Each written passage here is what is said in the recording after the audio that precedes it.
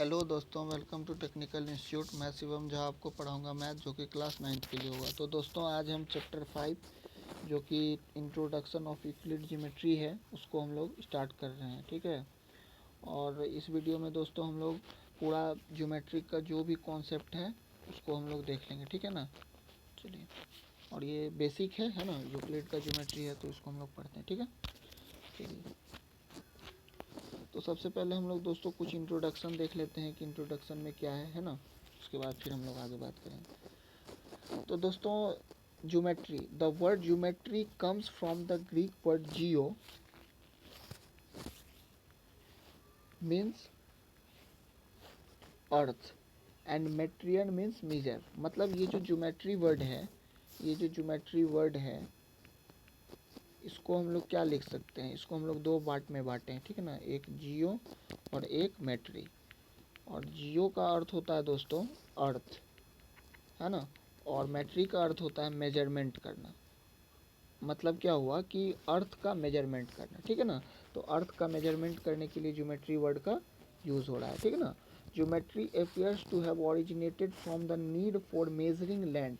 तो ज्योमेट्री जो दोस्तों आया था, इसका जो ओरिजिन हुआ था वो कुछ ज़मीन जगह जो होता है उसको मेजरमेंट करने के लिए इसका ज़रूरत हुआ था। ठीक है ना। This branch of mathematics was studied in various form in various ancient civilization, be it in Egypt, Babylonia, China, India, Greece, the Incas etc. मतलब क्या हुआ दोस्तों कि ये जो ब्रांच है इसको हम लोग बहुत सारे फॉर्म में स्टडी किए हैं ना। बहुत सारा जितना भी एंशियंट सिविलाइजेशन था, चाहे फिर वो ये इजिप्ट का हो, बेबीलोनिया का हो, चाइना का हो, इंडिया का हो, ग्रीस का हो, या फिर कहीं का भी हो, उसमें बहुत सारा स्टडी किया गया है ना। तो ये जो था द पीपुल्स ऑफ दिस, एक second, the peoples of this civilisation faced several practical problem in which required the development of geometry in various way. तो ये सब जो भी था एंशियंट सिविलाइजेशन का आदमी लोग, ये सब जब इसको करने लगा तो बहुत सारा प्रैक्टिकल प्रॉब्लम जो है फेस किया उन्होंने, है ना। जिसके बाद उन लोगों को ज्योमेट्री जो है इसका डेवलपमेंट का रिक्वायरमेंट हुआ। ठीक है ना। बहुत सारे वे में इन सबको ज़रूरी पड़ा। ठीक है। चलिए आगे क्या है दोस्तों, जैसे example whenever the river Nile overflowed it wiped out the boundaries between the adjoining field of different landowner. मतलब क्या हुआ दोस्तों कि मान लीजिए कि नाइल, जैसे ये जो नाइल रिवर है, नाइल नदी है, ये ओवरफ्लो हो गया। तो ओवरफ्लो होने के कारण क्या हुआ दोस्तों, उनसे जो ये जो नदी के किनारे किनारे पर जो लैंड वगैरह था, इन सब लैंड ओनर को जो है बहुत सारा प्रॉब्लम हो गया, बाउंड्री वगैरह टूट टाट गया, है ना, पूरा नष्ट हो गया हर चीज़। ठीक है। तो उसके बाद क्या हुआ, after such flooding this boundaries had to be redrawn. फिर उस बाउंड्री को फिर से ज़रूरी करना था, क्योंकि लैंड था। तो अब मान लो बाढ़ आने के कारण ये सब पूरा नष्ट हो गया, तो फिर से इसको करना पड़ेगा, है ना, रीड्रॉ करना पड़ेगा। और जिसके लिए हम लोगों को जो है for this purpose Egyptian developed A number of geometric technique. तो इस पर्पस के लिए इजिप्शियन जो है वो उन्होंने डेवलप किया था एक ज्योमेट्रिक टेक्निक को। और ये जो है सिंपल एरिया को में कैलकुलेट करने के लिए कुछ रूल्स भी दिए थे, and also for doing simple construction, और कुछ कंस्ट्रक्ट करने का भी जो है सिंपल रूल दिया था। ठीक है ना। The knowledge of the geometry was also used by them for computing volumes of granaries and constructing canals and pyramid. और इन सब का जो था सर, ये और ये जो ज्योमेट्री वर्ड है, ज्योमेट्री जो है इसका यूज जो हम लोगों को ग्रेनरी का वॉल्यूम निकालने के लिए, कैनाल्स यानी कि ये जो नहर वगैरह है, पिरामिड्स वगैरह है, इन सब का भी कंस्ट्रक्शन करने के लिए इसका ज़रूरत हुआ था। ठीक ना। तो इन सब चीज़ में ज्योमेट्री का ज़रूरत होता है। ठीक है दोस्तों। चलिए अब आगे क्या है दोस्तों, इन द इंडियन सब कॉन्टिनेंट। अब इंडियन में देखिए तो भारतीय में जो सब कॉन्टिनेंट है उसमें बहुत सारा, जैसे हड़प्पा की खुदाई हुई है ना। हड़प्पा क्या है दोस्तों, ये बहुत लगभग आज का नहीं, ये लगभग 4500 साल पहले जो है ना कुछ वहाँ का साइट है। ठीक है ना। तो उस ज़माने का ये सब साइट है। तो ये सब का ऐसे ही जब खुदाई होने लगा हड़प्पा स्थल का, मोहनजोदड़ो का, तो उसमें भी जो है दोस्तों इंडस वैली सिविलाइजेशन का, जो कि 3000 BC का है ना, 3000 BC का है, तो उन सब में भी ज्योमेट्री का यूज़ होने लगा। तो ये फिर क्या हो गया और ये सब हड़प्पा मोहनजोदड़ो और इंडस वैली सिविलाइजेशन जो था, ये सब मतलब हाईली ऑर्गेनाइज्ड सोसाइटी था, ठीक ना। This example so that geometry का फिर हम लोगों को डेवलप करना पड़ा और इसको हर जगह इसका काम होने लगा। उसके बाद क्या है दोस्तों, एक ग्रीक मैथमेटिशियन, अब थेल्स और कुछ ये यूक्लिड, इन दोनों के बारे में देखिए, ठीक ना। तो एक ग्रीक मैथमेटिशियन था थेल्स, जिसको क्रेडिट जाता है किसका, फर्स्ट नोन प्रूफ का। This proof was the statement that a circle is bisected by its diameter. तो ये जो फर्स्ट नोन प्रूफ दिए थे, इनका क्या स्टेटमेंट था कि एक सर्कल जो है उसको बाइसेक्ट करता है कौन, उसका डायमीटर, दो इक्वल पार्ट्स में, ठीक है ना। एक सर्किल को जो उसका डायमीटर है यानी कि व्यास है, वो क्या करता है, सर्किल को दो बराबर पार्ट में बांटता है। और दोस्तों क्या, उसके बाद one of Thales most pupils was Pythagoras home you have heard about.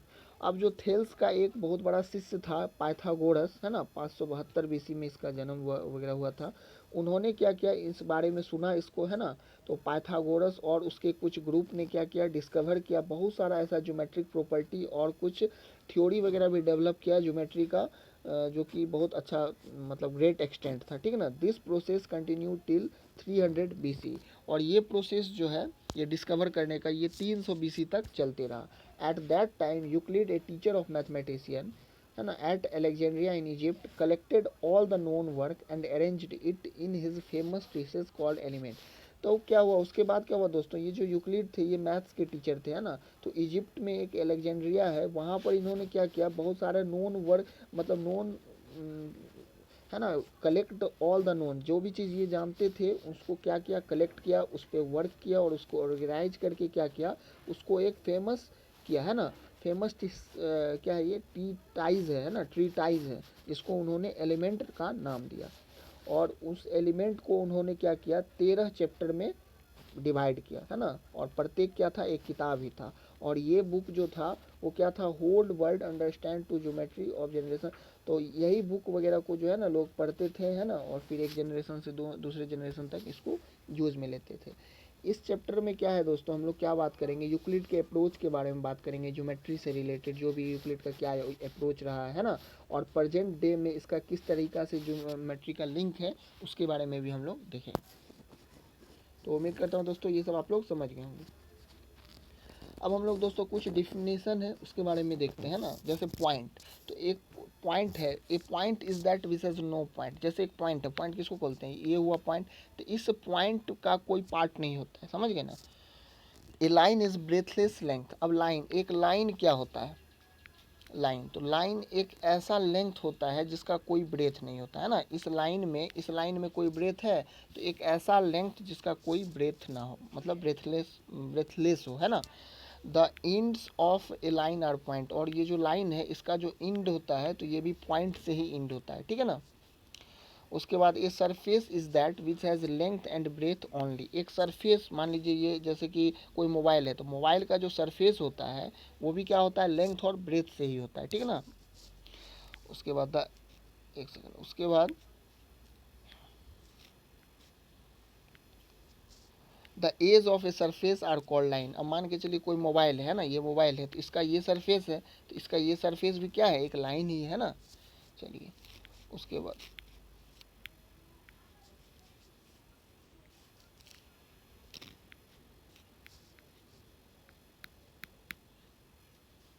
The plane surface is a surface which lies evenly with the straight line. तो एक प्लेन सरफेस भी जो होता है दोस्तों, वो क्या होता है, वो खुद और स्ट्रेट लाइन के मिलने से बना होता है, ठीक है। चलिए उसके बाद अगला। अब दोस्तों यूक्लिड का एक्सियम है ना, यूक्लिड का एक्सियम, ये यूक्लिड का एक्सियम क्या होता है, ये कुछ एक्सियम यूक्लिड ने दिया था, है ना। तो उसके बारे में हम लोग देखते हैं कि एक्सियम का वैसे मतलब होता है दोस्तों सुक्ति। क्या होता है, सुक्ति, ठीक है ना, सुक्ति। तो इन एक्सियम के बारे में हम लोग देख लेते क्या होता है।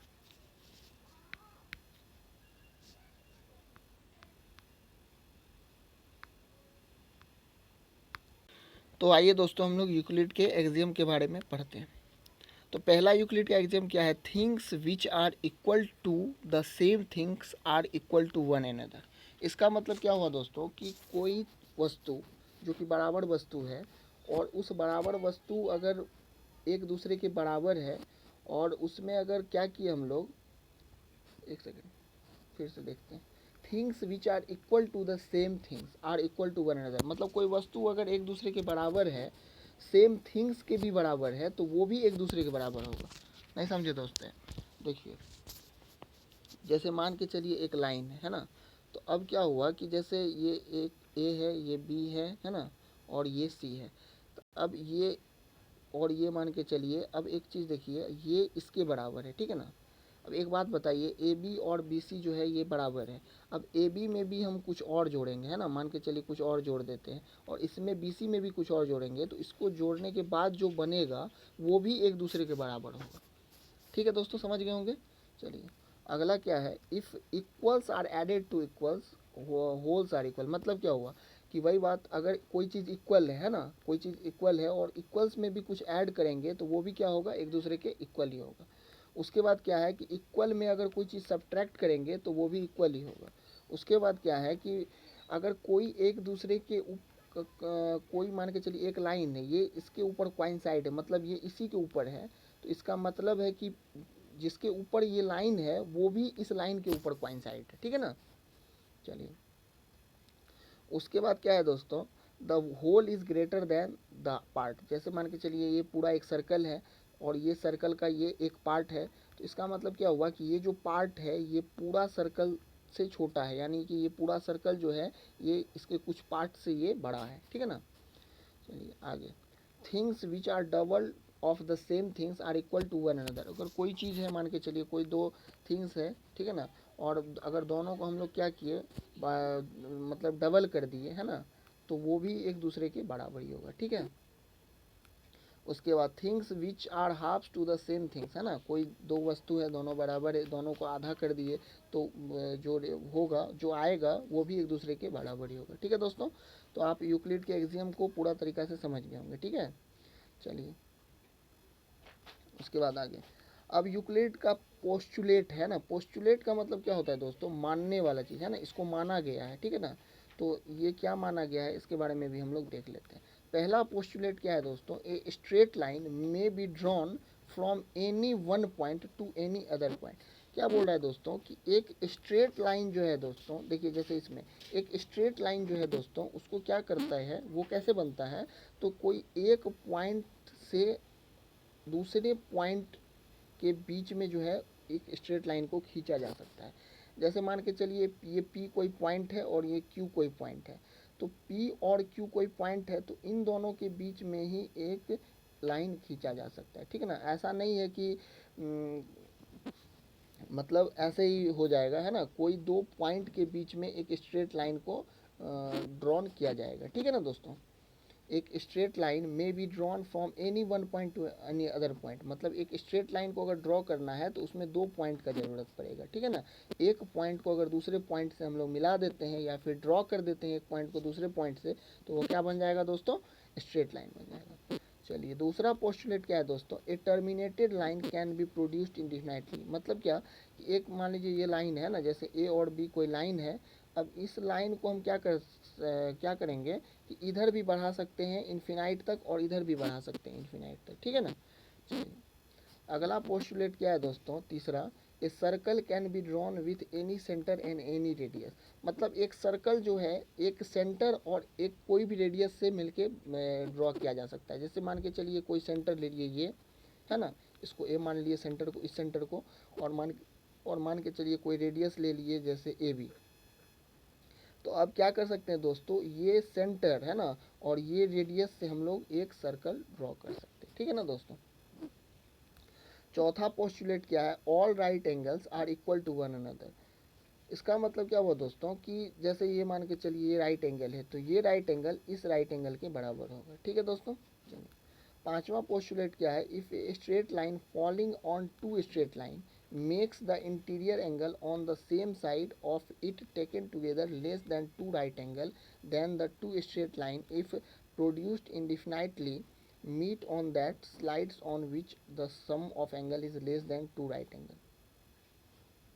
इसका मतलब क्या हुआ दोस्तों, जैसे देखिए कि अगर दो लाइन है, ठीक है ना, क्या है, दो लाइन है और दो लाइन को एक तीसरा लाइन काट रहा है, तो ये जो एक साइड का इंटीरियर एंगल है ना, ये एक साइड का इंटीरियर एंगल हो गया ना। जैसे देखिए फिर से, ये एक लाइन है और ये भी एक लाइन है, इस दोनों लाइन को एक लाइन काट रहा है, ठीक है ना, इंटरसेक्ट कर रहा है। तो इस लाइन का ये एक तरफ हुआ और ये दूसरा तरफ हुआ, तो कोई एक तरफ का जो इंटीरियर एंगल का सम होगा वो अगर 180 डिग्री से कम हो गया है ना, 180 डिग्री से क्या हो गया, कम हो गया, तो इसका मतलब ये दोनों लाइन कहीं ना कहीं एक दूसरे को कट करेंगे।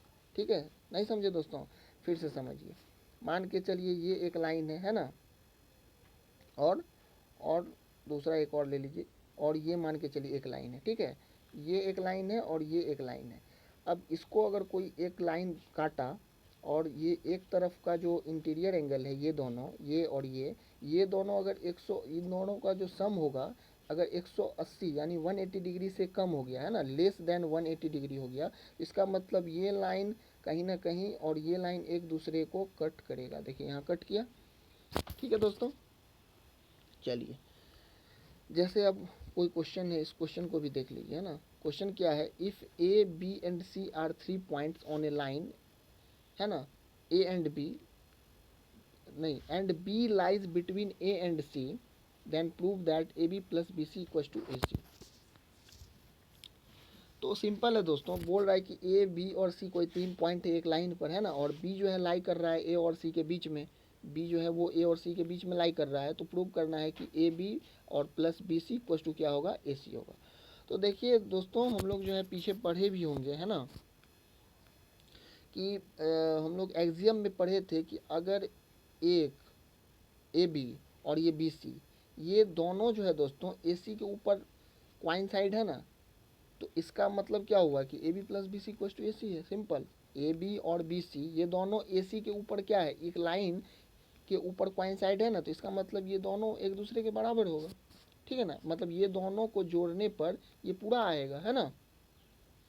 जैसे देखिए फिर से एक बार देख लीजिए, जैसे मान के चलिए ये ए है और ये बी है ना, ये बी है और ये सी है, तो ये ए सी और ये बी सी, ये ए बी पे क्या है, क्वाइंसाइड है, मतलब दोनों ए सी और बी सी ये दोनों जो है ए बी पे ही मतलब बना हुआ है, उसी पर है, तो इसका मतलब इन दोनों का जो सम होगा वो ए सी के बराबर होगा। ठीक है दोस्तों, ये इक्वलिट का हम नहीं बोल रहे हैं, ऐसा एक्सियम बोल रहा है, ठीक है ना। चलिए उसके बाद आगे क्या है दोस्तों, prove that an equilateral triangle can be constructed on any given line segment. तो मतलब एक लाइन सेगमेंट से हम लोगों को इक्विलेटरल ट्राइंगल खींचना है, तो कैसे खींचेंगे। जैसे मान के चलिए ए बी क्या है, कोई एक लाइन सेगमेंट, तो अब क्या करना है, ए बी में ए को पॉइंट सेंटर मानना है और ए बी को रेडियस मानना है, और क्या करना है, एक सर्कल को ड्रॉ करना है। ड्रॉ कर दिए, जैसे ये सर्कल, आधा सर्कल हम लोग ड्रॉ कर दिए, ठीक है। एक सेकेंड, ये ए बी है ना, ये सर्कल ड्रॉ कर दिया, आधा सर्कल। उसी तरीक़ा से बी को हम लोग क्या करेंगे, सेंटर मानेंगे और बी ए को रेडियस मान के एक आधा सर्कल ड्रॉ कर देंगे। तो ये दोनों कहीं ना कहीं कटा, है ना, ये दोनों कहाँ कटा, यहाँ, एक सेकेंड, यहाँ और यहाँ कटा। तो अब इन दोनों का जहाँ पे कटा है, इसको दोस्तों क्या करेंगे, इसको इससे मिला देंगे और इसको इससे मिला देंगे, तो ये क्या बन जाएगा दोस्तों, ये इक्विलेटरल ट्राइंगल बन जाएगा। ठीक है दोस्तों, उम्मीद करता हूँ समझ गए होंगे। फिर से एक बार देख लीजिए दोस्तों, जैसे मान के चलिए ये कोई लाइन है, ठीक है। अब क्या करेंगे, इस पॉइंट को सेंटर मानेंगे और इसको क्या करेंगे, रेडियस मानेंगे, और एक क्या करेंगे, हाफ सर्कल खींचेंगे। क्या करेंगे, हाफ सर्कल खींचेंगे। उसी तरीक़ा से अब इसको सेंटर मानेंगे और इसको रेडियस मानेंगे और एक हाफ सर्कल खींचेंगे। तो कहीं ना कहीं दोस्तों कट किया, तो जहाँ कट किया उसको एक को इससे मिलाएंगे और एक को इससे मिलाएंगे, तो ये जो बनेगा दोस्तों, ये क्या बनेगा, इक्विलेटरल ट्राइंगल बनेगा। उम्मीद करता हूँ दोस्तों इसको आप लोग समझ गए होंगे। उसके बाद अब ये थ्योरम है, तो देख लेते थ्योरम। थ्योरम क्या बोलता है, two distinct line can not have more than one point in common. मतलब क्या कि दो लाइन का एक से ज़्यादा पॉइंट कॉमन नहीं हो सकता है। कोई डिस्टिंक्ट लाइन है तो इन दोनों पॉइंट का क्या बोल रहा है, इन दोनों लाइन का एक से ज़्यादा पॉइंट कोई कॉमन नहीं हो सकता है। तो इसके बारे में देखिए दोस्तों, क्या बोल रहा है कि here we are given two line L और एम, मान लीजिए एल और एम कोई दो पॉइंट है।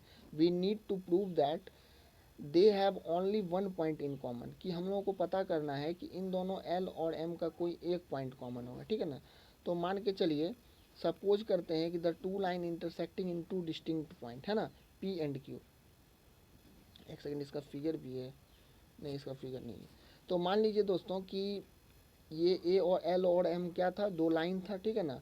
अब एल और एम का जो है क्या है दोस्तों, हम लोग मान लिए कि दो डिस्टिंक्ट पॉइंट है ना। Let us suppose that the two lines intersect in two point. ये दोनों पॉइंट जो है, मान लीजिए कि ये दोनों लाइन किसी दो पॉइंट पर क्या करता है, इंटरसेक्ट करता है, मान लेते हैं ऐसा, है ना। तो you have two lines passing through two distinct point P and Q. इसका मतलब क्या हुआ दोस्तों कि इसका मतलब दो लाइन जो है वो दो पॉइंट से होकर गुजर रहा है ना, पास कर रहा है। बट ऐसा एजम्पशन गलत होता है। क्यों? क्योंकि एक्सियम में बोला गया है कि only one line can pass through two distinct point. ऐसा बोला गया है कि दो पॉइंट, है ना, दो पॉइंट जो है उनसे केवल एक ही लाइन पास हो सकता है। तो दो पॉइंट से आप एक लाइन कैसे पास कर सकते हैं? इसका मतलब दो पॉइंट है तो इसका मतलब एक ही लाइन कोई पास करेगा, ऐसा एक्सियम बोल दिया है। इसीलिए ये मानना गलत है, ठीक है ना। तो इसका मतलब जो ये दो डिस्टिंक्ट पॉइंट हम लोग माने थे ये सरासर रॉन्ग है। तो इसका मतलब है कि ये जो दो डिस्टिंक्ट पॉइंट है इसका जो है एक से ज़्यादा पॉइंट कॉमन नहीं हो सकता। ठीक है दोस्तों, चलिए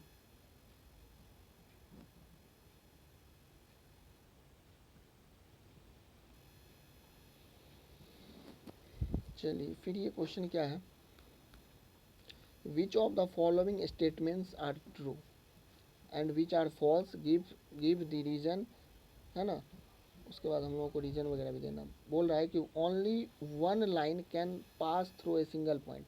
एक बात बताइए, ये कोई पॉइंट है, इस पॉइंट से केवल एक ही लाइन पास करेगा, ऐसा हो सकता है क्या? देखिए एक लाइन, दो लाइन, तीन लाइन, बहुत सारा लाइन पास कर सकता है, तो ये गलत है ना। चलिए दूसरा, there are infinite number of line which pass through two distinct point. अभी अभी हम बताए हैं कि दो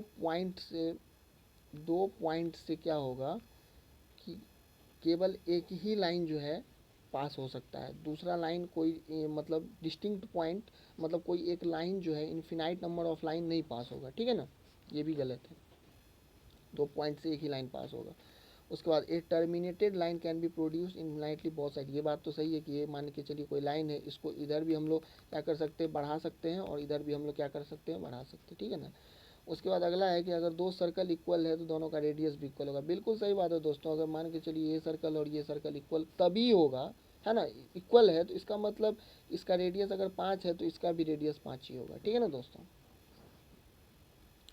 उसके बाद पांचवा क्या है, इफ़ ए बी बड़ा equal to P Q and P Q equal to X Y, तो A B equal to X Y.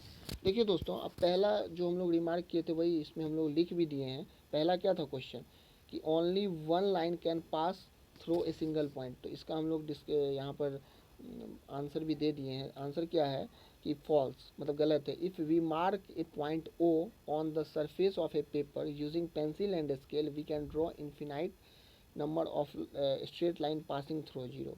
ओ मतलब सही बात है कि अगर हम लोग कोई मान के चलिए बोल रहा है कि अगर हम लोग कोई पेपर है ना, उस पर हम लोग कोई पॉइंट ओ अगर हम लोग यहाँ पे मार्क करते हैं, तो अगर पेंसिल आप लोगों के पास है तो आप लोग पेंसिल से इस पर बहुत सारा लाइन जो है ड्रॉ कर सकते हैं इस पॉइंट पे, ठीक है ना। तो वही चीज़ हम बताएं भी है तो उसी को लिखे हुए हैं, है ना। और दूसरा क्वेश्चन क्या था दोस्तों, there are infinite number of line which can pass through दो डिस्टिंक्ट पॉइंट। तो इसका भी हम लोग वैसे तो बता दिए लेकिन फिर भी इस पर लिख दिए हैं। क्या लिखे हैं कि in the following figure there are many straight line passing through P, there are many line passing through Q, but there is only and only one line which is passing through P and Q. देखिए दोस्तों, जैसे ये P है, ठीक है, और ये क्या है, ये Q है। तो इस P से अनेक लाइन गुजर सकता है, कोई दिक्कत नहीं। इस Q से भी क्या है, अनेक लाइन गुजर सकता है, लेकिन इस दोनों पॉइंट से केवल एक ही लाइन कॉमन गुजर सकता है, ठीक है ना। समझ गए दोस्तों। चलिए उसके बाद अगला क्या था दोस्तों, वही टर्मिनेटेड लाइन जो है बोल रहा था कि उसको जो है हम लोग दोनों तरफ बढ़ा सकते हैं कि नहीं। तो पोस्टुलेट दो जो है वो बोलता है कि terminated line can be produced indefinitely, है ना। उसके बाद चौथा क्या था दोस्तों, चौथा ये था वही सर्कल वाला था शायद, है ना। सर्कल वाला था कि अगर दो सर्कल इक्वल है तो उसका रेडियस भी इक्वल होगा। तो इसको भी हम लोग लिख दिए यहाँ पर कि the region of the one circle on the other we find them coinciding, so their center and boundaries are coincide, thus radius will मतलब बोल रहा है कि अगर मान के चलिए एक सर्कल है और ये सर्कल दोनों बराबर है, इसका मतलब ये सर्कल इसके ऊपर अगर डालेंगे तो ये एक दूसरे के ऊपर coincide होगा, मतलब इसी के ऊपर ये भी आएगा, तो इसका मतलब अगर coincide हो गया तो मतलब दोनों का रेडियस इक्वल होगा, है ना। चलिए उसी को हम लोग लिख दिए। और तीसरा क्या है, पांचवा क्या था दोस्तों, पांचवा और क्वेश्चन देख लेते हैं।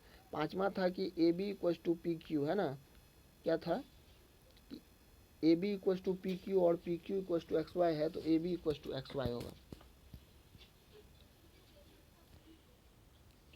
तो सिंपल है दोस्तों कि इसमें क्या लिखे हैं, in the following figure there are many straight line, नहीं ये तो हो गया, पांचवा था ना, पांचवा क्या है, according to Euclid axiom things which are equal to one of the same, सही बात है, यूक्लिड का एक्सियम तो बोल ही दिया है कि थिंग्स जो कि इक्वल है सेम थिंग्स के वो भी इक्वल होगा एक दूसरे के, है ना, तो ऐसा तो बोल ही दिए। तो इसीलिए ए बी अगर पी क्यू के बराबर है ना, और ए सी भी अगर पी क्यू के बराबर है तो A B equal to A सी होगा, ठीक है ना, ये इसके बराबर है और ये इसके बराबर है तो ये एक दूसरे के बराबर होगा, ठीक है ना, मतलब थिंग्स दैट्स आर, मतलब things which are equal to same things equal to one another, है ना। चलिए ऐसा हम नहीं बोल रहे हैं, ऐसा यूक्लिड का एक्सियम बोला, ठीक है। चलिए अगला क्या है दोस्तों, अगला कुछ डिफिनेशन बोल रहा था देने, है ना, तो उसको हम लोग डिफाइन कर दिए हैं। और तो पहला दोस्तों पैरेलल लाइन है, तो पैरेलल लाइन तो इसको हम लोग देखिए यहाँ पर लिख दिए हैं हम लोग। पैरेलल लाइन किसको कहते हैं, दो lines L and M in a plane are said to be parallel if they have no common point and we write them as L parallel M.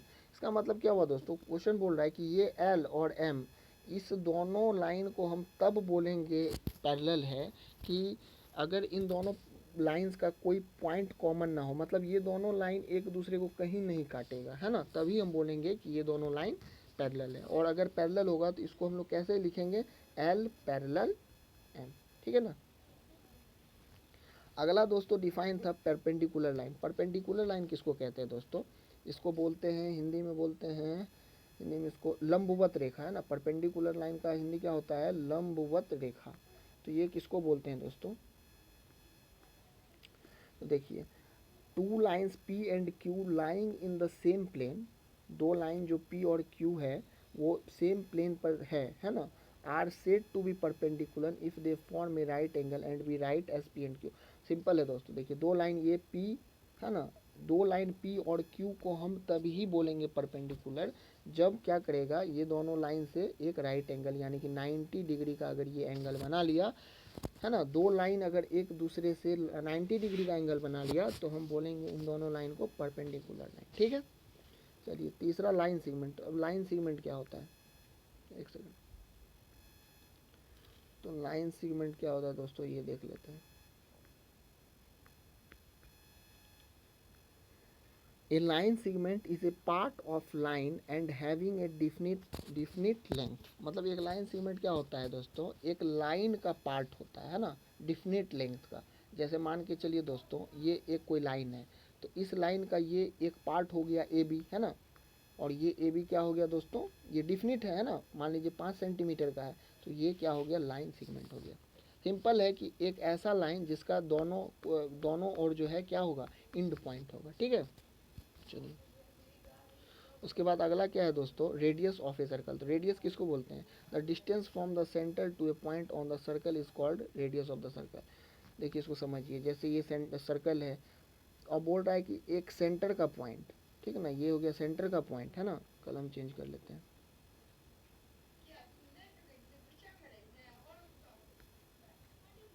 जैसे ये हो गया आपको एक सेंटर, और एक कोई भी सर्कल का जो है कोई पॉइंट ले लीजिए सर्कल पे, दोनों को मिला दीजिए, ये हो गया रेडियस। और ये सेंटर यहाँ पर ले लीजिए, है ना, इधर ले लीजिए एक पॉइंट, ये भी हो गया इसका रेडियस। यहाँ पर तो ले ही लिए, यहाँ पर भी ले लीजिए, ये भी हो गया इसका रेडियस। यहाँ पर ले लीजिए, ये भी हो गया इसका रेडियस। यहाँ पर ले लीजिए, ये भी हो गया, ये भी हो गया रेडियस। इस पॉइंट पे ले लीजिए तो ये भी हो गया रेडियस। मतलब समझ गए, मतलब ये जो डिस्टेंस होता है एक सेंटर और सर्कल पे कोई पॉइंट का, वो क्या होता है, रेडियस होता है, ठीक है दोस्तों। स्क्वायर किसको कहते हैं? Quadrilateral in which all 4 angles are right angles and all the 4 sides are equal is called a square. मतलब क्या हुआ दोस्तों, सिंपल है कि स्क्वायर किसको बोलेंगे कि 4 एंगल्स जो होगा स्क्वायर में वो इक्वल होगा चारों एंगल्स, और चारों साइड भी होगा दोस्तों इक्वल। जैसे ये ए है, ये बी है, ये सी है ना, और ये डी है। तो ए बी जो होगा वो बी सी के बराबर होगा, और बी सी जो होगा वो सी डी के बराबर होगा, और सी डी जो होगा वो ए डी के बराबर होगा। और ये जो एंगल ए है वो एंगल बी के बराबर होगा, और एंगल बी एंगल सी के बराबर होगा, और एंगल सी जो होगा वो एंगल डी के बराबर होगा। ठीक है दोस्तों, तो इसको हम लोग बोलेंगे स्क्वायर। क्या बोलेंगे दोस्तों? स्क्वायर। ठीक है, चलिए अगला क्या है दोस्तों, if a point C lies between 2 points A and B such that A C equals to B C, then prove that A C equals to half A B. तो देखिए दोस्तों इसको कैसे बनाते हैं। जैसे मान के चलिए ये ए है ना, और ये क्या है, ये बी है, ठीक है ना। अब इन दोनों के बीच में जो है क्या कर रहा है, ये सी है, तभी ना ए सी इक्वल्स टू, इन दोनों के बीच में होगा सी, तभी ना ए सी इक्वल्स टू बी सी है। अब बोलता है हमको कि ए सी जो होगा वो हाफ ए बी होगा, है ना। तो देखिए दोस्तों इसको हम लोग क्या लिख सकते हैं, एक बात बताइए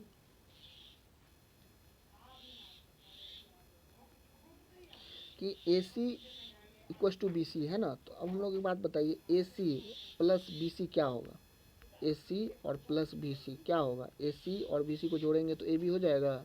चलिए अब एक बात बताइए कि इस बी सी के जगह पर हम लोग क्या लिख सकते हैं? ए सी लिख सकते हैं, क्योंकि ए सी इक्वल्स टू बी सी तो है, तो यहाँ ए सी रहने दीजिए, यहाँ भी ए सी दे दीजिए, ठीक है ना। तो ये ए सी प्लस ए सी क्या हो जाएगा? 2ac, और 2ac को हम लोग ए बी लिख सकते हैं। तो अब इस 2 को हम इस साइड लेके जाएंगे तो क्या हो जाएगा? डिवाइड हो जाएगा। तो यानी कि ए सी इक्वल्स टू क्या हो जाएगा? Half A B. उम्मीद करता हूँ दोस्तों इसको समझ गए हम, ठीक है। चलिए उसके बाद अगला क्या है दोस्तों, in question 3 point C is called the mid point of the line segment A B, prove that every line segment has one and only one mid point. मतलब ये बोल रहा है दोस्तों कि अभी अभी हम लोग क्या किए थे, एक सेकेंड इसका लाइन चेंज कर लेते हैं। एक लिए थे ए और बी एक लाइन, और इसका बीच में लिए थे सी कोई पॉइंट। अब दोस्तों ये बोल रहा है कि एक कोई लाइन सेगमेंट है ए बी, तो इसका केवल एक ही मिड पॉइंट हो सकता है। तो ऐसा प्रूव करना है। तो एक बार एक काम कीजिए दोस्तों, करते क्या है हम लोग, मान लेते हैं कि कोई 2 पॉइंट है, ठीक है ना। इसका इसका जो ए बी का जो मिड पॉइंट है, 2 मिड पॉइंट है, एक सी और एक डी, ठीक है। तो एक बात बताइए कि ए सी इक्वल्स टू क्या होगा? सी डी होगा अगर मिड पॉइंट है तो, और डी भी मिड पॉइंट है, तो इसका मतलब ए डी भी डी बी के बराबर होगा। अब इन दोनों को घटाइए तो इधर भी और इधर भी। तो एक बात बताइए, ए डी में से ए सी घटेगा तो ये सी डी बचेगा, ठीक है। और इस बी डी में से, इस बी डी में से यहाँ तक में से अगर यहाँ से यहाँ तक घट जाएगा तो ये वाला पॉइंट बचेगा, यानी यही बचेगा, है ना। ये क्या है? सी डी बचेगा। एक बात बताइए, ऐसा कैसे हो सकता है? अगर एक पॉइंट मान लीजिए एक लाइन है, और इस लाइन का अगर एक ही पॉइंट होगा, तो इन दोनों को अगर घटाएंगे तो कुछ नहीं बचेगा। बचेगा क्या? अगर मान लीजिए एक लाइन है, अगर इसको इसका मिड पॉइंट ये है, तो मतलब इन दोनों इसको इसमें से घटाएंगे तो कुछ नहीं बचना चाहिए, लेकिन हम लोग तो घटाते हैं तो कुछ ना कुछ तो बच रहा है, तो इसका मतलब वो मिड पॉइंट नहीं है। सिंपल, ठीक है दोस्तों। उम्मीद करता हूँ इसको भी आप लोग समझ गए होंगे। उसके बाद अगला है दोस्तों कि ए C equals to B D है, यानी ये ए सी इक्वल्स टू क्या है? बी डी है। तो प्रूव करना है कि ए बी इक्वल्स टू क्या होगा? सी डी होगा। सिंपल है दोस्तों, देखिए ए C equals to B D है ना, क्या है? ए C equals to B D है। एक सेकंड रुकिए दोस्तों,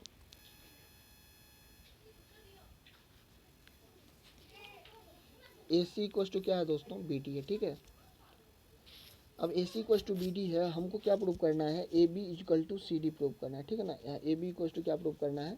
सी डी प्रूव करना है। तो एक काम कीजिए, इस ए सी में से बी सी घटा दीजिए, और इधर भी बी डी में से बी सी घटा दीजिए। तो ए सी माइनस बी सी, और बी डी में से भी क्या कीजिए दोस्तों?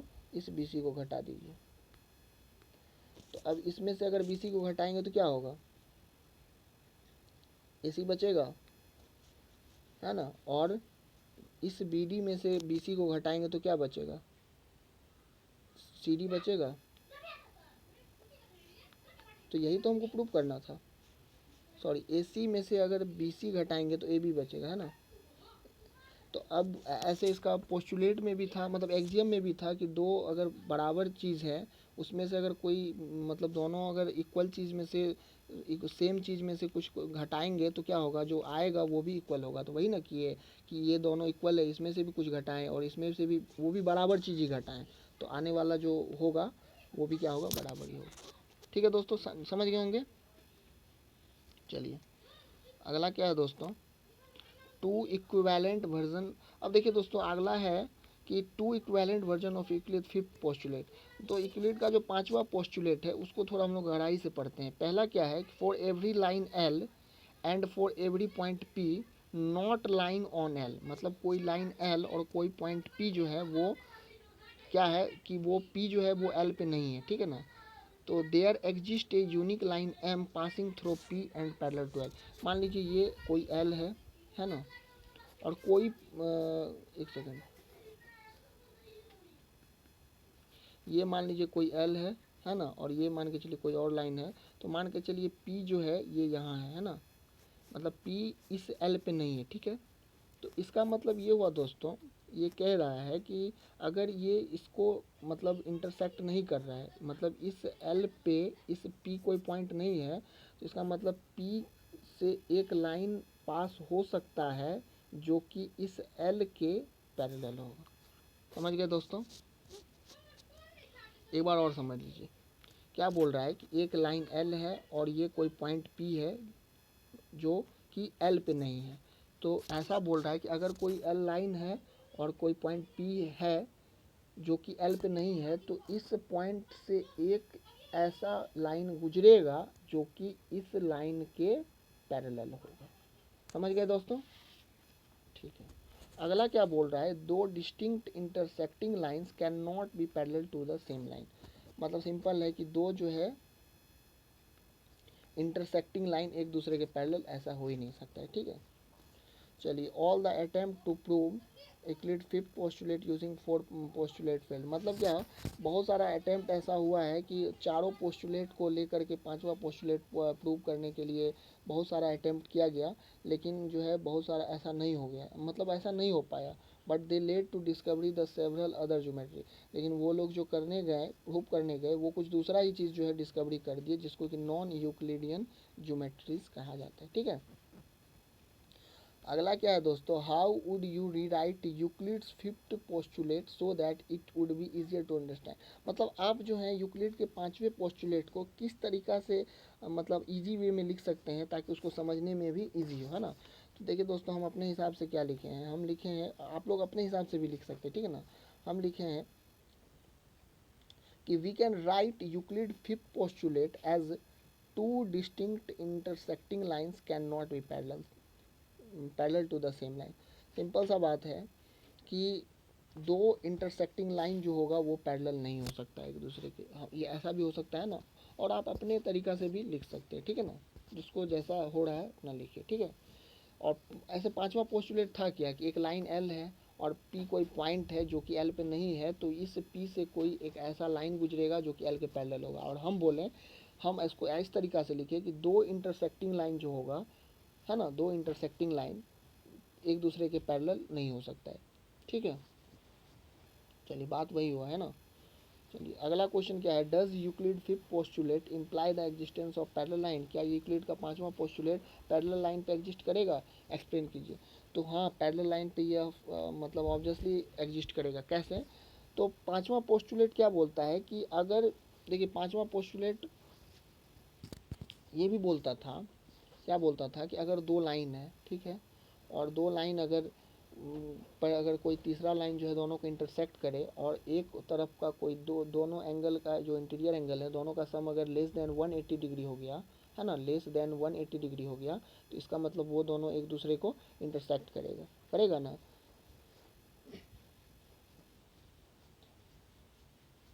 तो इसका मतलब क्या हुआ दोस्तों कि अगर अगर दो लाइन है और अगर इसको इंटरसेक्ट किया ऐसे, अगर इन दोनों इंटीरियर एंगल का सम 180 डिग्री हो गया, तो इसका मतलब ये दोनों पैरेलल होगा। नहीं हुआ, वही हुआ ना। तो इसीलिए हम लोग लिख दिए, यहाँ पर हम लिख दिए, we find that the line which are not according to Euclid fifth postulate that is 1 + 2 = 180 do not intersect. मतलब यूक्लिड का पांचवा पोस्टुलेट जो है उसके अकॉर्डिंग, मतलब उसके अकॉर्डिंग नहीं है कि 1 + 2, वहाँ पर तो ये था कि 1 + 2 = 2, जैसे ये 1 और ये 2, अगर ये 1 और 2 मिलके 180 डिग्री से छोटा हो गया तो इसका मतलब वो क्या होगा, इंटरसेक्ट करेगा। और हम बोल रहे हैं कि अगर वो मान के चलिए इंटरसेक्ट नहीं किया, अगर वो एक दूसरे के पैरेलल हो गया, तो इसका मतलब वो 1 + 2 के 180 डिग्री होगा। ठीक है, समझ गए दोस्तों।